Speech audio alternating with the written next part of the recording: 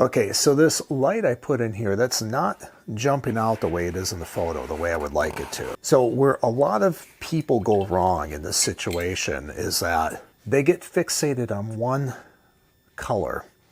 In other words, they'll look at this and they see it's sticking out in the photo, but it's not sticking out in their painting.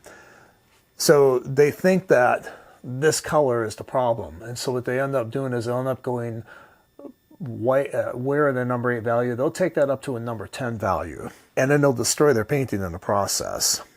So if this isn't sticking out and I don't want to go any lighter, that means I have to go darker with the surrounding color in the back. And even if you say, well, it doesn't look darker in the photo, well, that's when you need to bend things to achieve your objective as an artist.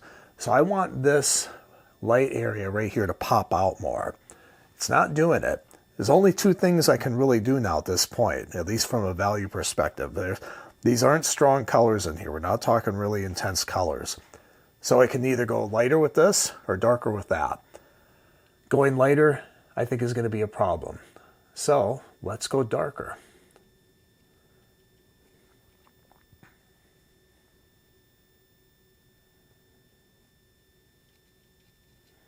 And that's where you move things around, you play with values and color shifts in that in your painting to achieve the objective that you're after.